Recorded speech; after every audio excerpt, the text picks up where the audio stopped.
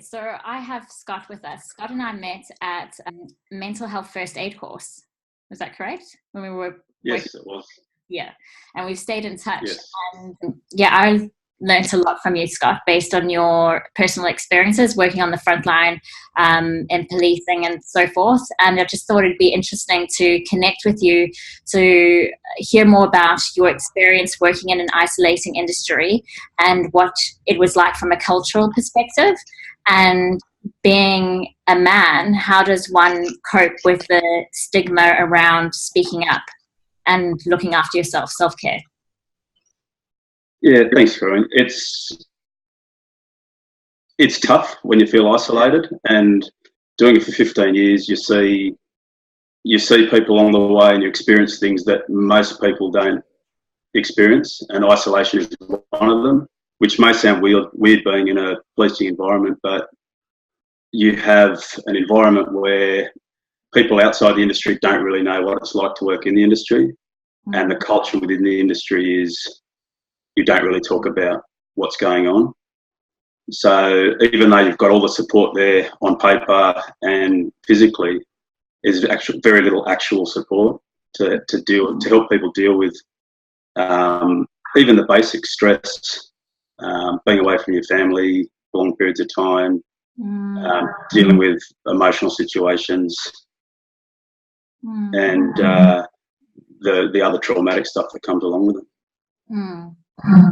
And I think it's very cumulative. I know it was for me all of a sudden towards the end of my career in corrections. And I know from what you've told me of the images that came into your mind, I think you said you were flying in a helicopter to a situation that you had to deal with. And then you had other traumatic images coming into your mind, and you realized that was a point where you needed to stop and pull out and rethink about your career. Well, that's right. I mean, over the years, you just went along with it and dealt with it the best you could. But towards the end of my career, I'd started considering other areas, other industries, and things that you don't think are really related become related. And I think that's the stress side of it that you don't realise is there. So for me, I was lucky that I was able to realise that and understand that at the time, understand what it actually was, why I was feeling stressed about different things, why things were linking with each other. And it made me realise that for a lot of years, I hadn't, as an individual, I hadn't dealt with what was going on, which left me in a position where I made it was a tough decision, but I made the decision that it was time to walk away, and it was probably one of the better things I've done. It's amazing that you can actually recognise that within yourself, that it was time to rethink about your career and do something that is more supportive. And yeah, another thing that came to my mind is what happens to an industry where you can't feel comfortable enough to ask for support, or you don't have the strategies or tools to manage mental health issues or stress? From what I've seen, you either suffer in silence or you join the cultural coping strategies, which what I witnessed was drinking, other high-risk behaviours, gambling,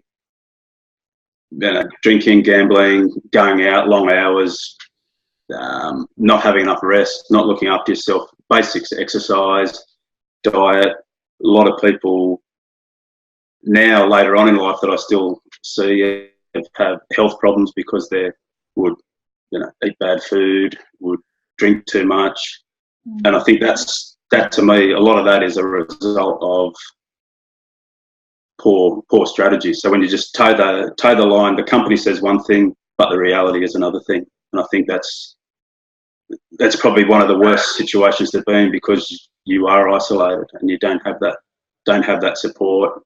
And the culture is, if you ask for help, you're considered high risk, where a little bit of support along the way could make a difference. You're considered, well, you could be a risk to this industry, whatever the industry is. the specific industry I was in, it was where you're considered a risk to it. So then straight away, the people that speak up are the ones that are pushed to the side, essentially, which makes it even harder to deal with anything that's coming up along the way. Isn't that ironic? Because from the perspective of the ones that are using the dysfunctional ways to cope, such as drinking, drugs, gambling, and they are there suffering in silence but self-medicating at the same time, are kept within the organization. That's right.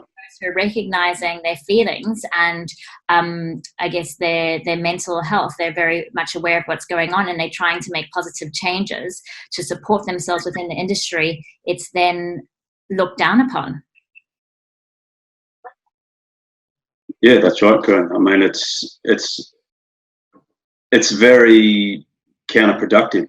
Like you said, the ones that need a little bit of help along the way.